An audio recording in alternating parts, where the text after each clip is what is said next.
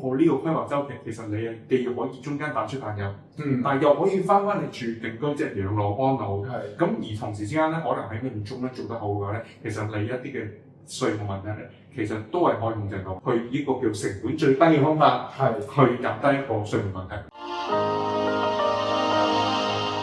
集嘅嘉賓就係國際財稅專家 Jenny 李明正，佢係移英財稅7步走嘅聯合作家，亦都擁有多個財務同埋稅務嘅專業資格。係咁，上集你講過就其實係跳來跳去就可以避到啦。咁但係咧究竟跳幾多咧？因為啲人成日就好簡單咁好籠統咁就咁講話183日，咁好似好簡單。咁但係頭先聽你講咧，就係其實係唔止呢樣嘢係好 detail 嘅。咁究竟係當係日數或者個比例上點樣跳來跳去咧？同埋英國嘅稅咧，其實最終極咧係有一鑊最大嘅，就係40% 嘅遺產稅。係啊，咁啊呢個咧就真係好金嘅，就點可以透過跳來跳去或者計個日子之後咧，點可以盡量去避開呢樣嘢咧？其實先講翻個日子先啦。其實183日我哋講咧係一定會成為稅務居民，但係咧其實唔成為稅務居民咧就係15日或以下。咁基本上中間個裏面咧就係可以成為或者可以唔成為。咁有啲人90日啦，有啲最多係120日啦，有啲可能182日都得啦。咁有啲可能真係46日已經係㗎啦。咁所以就係話其實個個情況都係唔同嘅。但係個思路咧，我就可以帶出一個就係一個配合翻香港人嘅一啲嘅正常週期啦。就話其實你如果呢一個係每年會控制得好，咁可能你離開英國之後咧，其實你每年都唔係稅務居民。咁但係總會有個時間，可能你想翻返英國㗎嘛。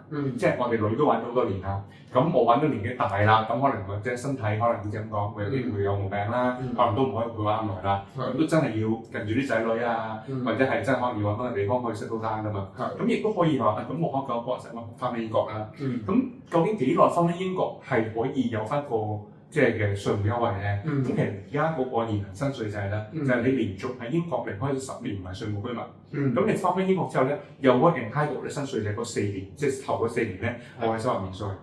咁當然啦，呢個4年免稅之後，如果你又再之後又離開英國或者兩年飛嚟飛去，每年唔係稅務居民，都可以達到啦。但係即使我哋成日講話你有時去翻返英國，咁其實咧你可能已經年紀大啲㗎啦嘛，或者嗰段時間其實你海外嘅錢已經少咗啲㗎啦嘛，又或者其實你海外一段生活時間已經有啲資產早咗 pass 俾小朋友㗎啦嘛。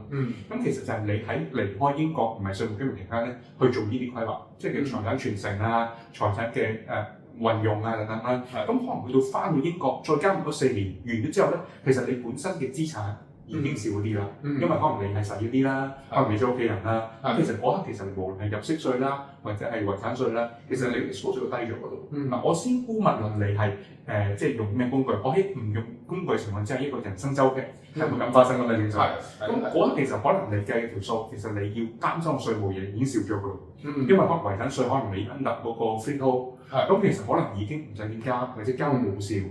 咁而可能係一啲嘅資產或者有啲俾小朋友嘅，你講話俾佢亦都唔需擔心傳承嘅時候有資產增稅。咁如果入息嘅話，可能到時你嘅錢都用得七七八八啦，剩翻嗰啲嘅可能擺喺一啲免稅做嘅 ISA 啊，又或者擺喺某啲保險裏面啦。咁其實可能已經交稅有限㗎咯喎，加埋你個人免稅額啦，加埋你可能小朋友俾家用你啦，咁可能到時即係兩邊去睇翻嘅話，其實你嘅收入可能係唔使點交稅。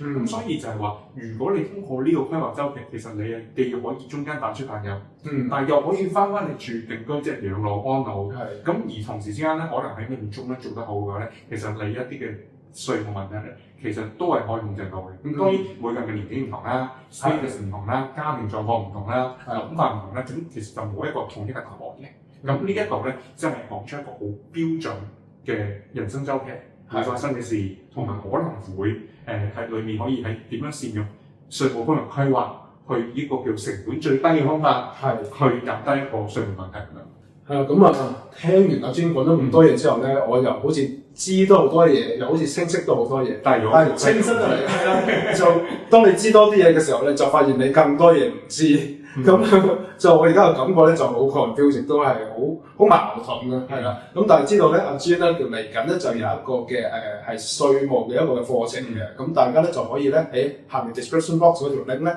就可以去度報名㗎啦。係啦，咁亦都知道啦，其實稅呢樣嘢咧就好 personal 好個人嘅，咁所以咧其實有時未必一個好 generic 嘅一個 course 就可以 cover 晒啦。咁所以咧，如果大家有啲咩問題咧，其實阿 Jun 都有啲係針對一對一個人嘅一啲嘅稅務嘅諮詢嘅，咁佢同佢嘅團隊咧就會幫大家去真係好 tailor made 咁去睇翻嚟嘅情況咧，可以將你稅嘅 liability 咧就降到最低嘅。係啦，咁我哋呢個嘅稅務嘅特輯咧，咁就今日就第2集啦。咁嚟緊咧仲有第3集嘅，咁大家記住留意睇下一集啦。咁今集咧就講到呢度啦。咁如果大家中意我哋片咧，就記住 like、subscribe 同埋 share 俾多啲朋友睇啦。